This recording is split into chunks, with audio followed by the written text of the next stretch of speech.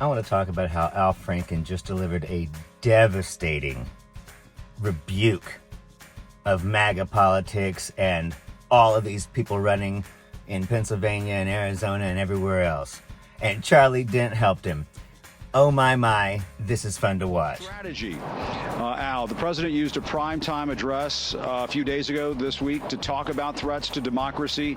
Poll after poll shows the economy is the issue. How do you see the choice facing voters right now? What do you think? It's both.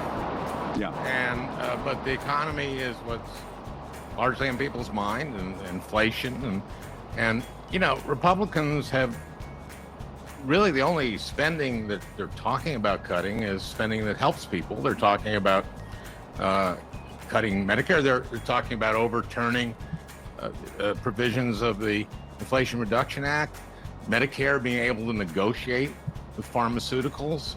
That every other developed country does that, and we spend about 2 to 3 times as much on pharmaceuticals as they do.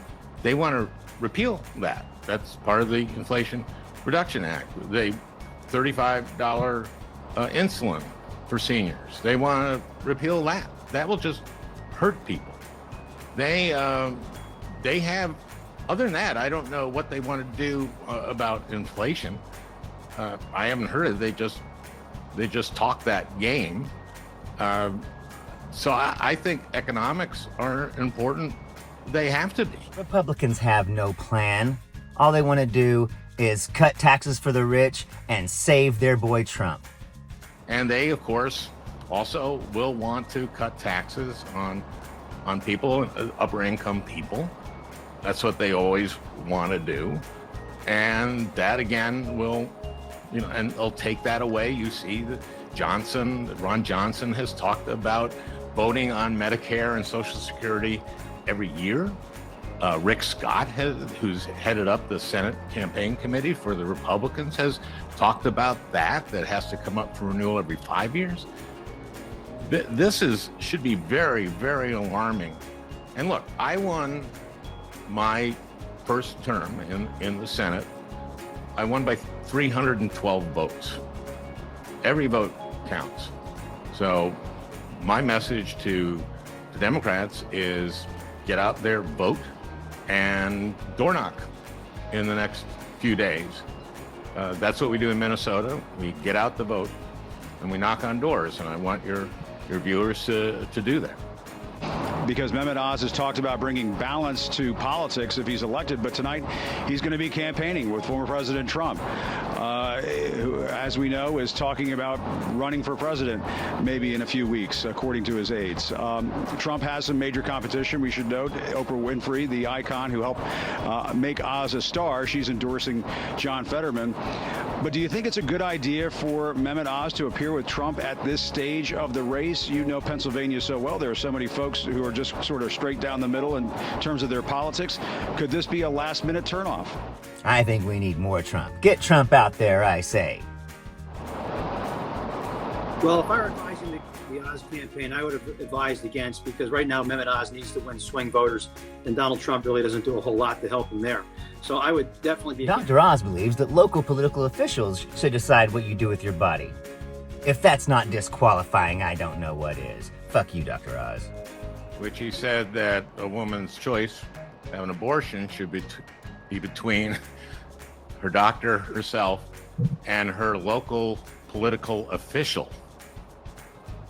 Yeah, that's I don't think so. True, And I just also that was enabled Democrats to run ads linking him to Mastriano, which that's a tactical mistake, because he is against any abortion, even for the life of the mother, and rape. So I think that was a very big mistake. And I've seen the polls too, Charlie. And first of all, polls, they've tightened, but from what I've seen, Fetterman is still ahead, I think, in most of them. Maybe I haven't seen the latest polls, but I mean, the last day or so.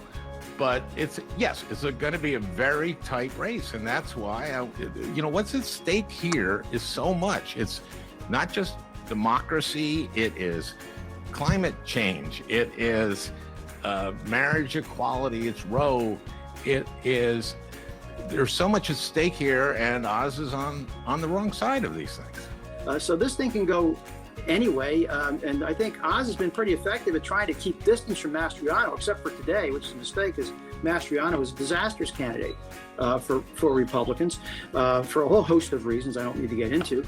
But that's where we are in this state. In order to make our country successful and safe and glorious, I will very, very, very probably do it again, okay? Very, very, very probably. Oh, look, new green hats. Boy, that guy knows how to make money, doesn't he? Now everybody's got to get a new hat. I wonder what these cost. Get ready, that's all I'm telling you, very soon. Get ready. Get ready. Al, I just wonder, should this be a motivating factor for Democrats on Tuesday? The Republicans were all but begging Trump to please stay on the sidelines. Please don't make an announcement before the midterms. And here he is teasing one, having his aides go out there and say, okay, in the middle of November or late November, we're going to announce we're running for president. Isn't this kind of what the Democrats want at this point, to remind voters, guess who's coming back? Guess who's trying to get back in the White House? Well, it's not only a motivating factor for Democrats, I think it's a motivating factor for Republicans like Charlie, who see Donald Trump for who he is. And that is a sociopath. And I also agree with Charlie, or who maybe it wasn't Charlie who said it, but that Trump is in there for himself. He isn't there to help Oz. He's in there for himself. And I think that'll backfire, and I hope it'll backfire, of course. What do you think, Charlie? Do you wish that Donald Trump had just stayed out of this all the way until after the midterms? It's almost like he can't help himself. Donald Trump should not show up in any swing state where a Republican is in a close race. Full stop. He should not be in Georgia. He should not be in Pennsylvania. He should not be in Wisconsin. Maybe Ohio.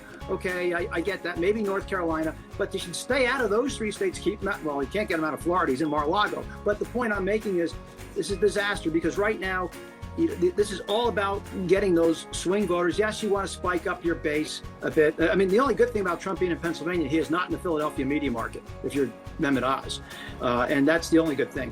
But he should not be here, because all this does is remind people Trump helpfully intervenes in these races. He's done it in the primary, helping to nominate some very challenging candidates or exotic candidates, to be polite, and he's really complicated this election cycle for Republicans, where they should be walking away with this midterm right now. Even though the Roe decision certainly has given Democrats some energy, they should still be walking away with this, and Trump is not helping. And if he announces after the election and there's a runoff in Georgia, this could be a repeat of 2020. That would be, I can't think of anything worse for Republicans, with Trump announcing after the election before the runoff. Should there be one in Georgia? No, I disagree. I think Trump is helping. We need more Trump. Get Trump back on the road. I don't think we can have enough Trump, because people out there need to realize what they're voting for. They need to be aware of who they're voting for, and they need to be aware of why they're voting for him. I think we should attach Trump to every damn one of these people, these election deniers and all these Republicans. To hell with them. They should be attached to Trump like Trump is to Putin. Y'all take it easy. I'm Zachariah, Lone Star Liberal.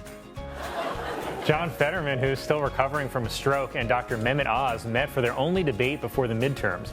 And just like in his puppy experiments, Dr. Oz showed no mercy.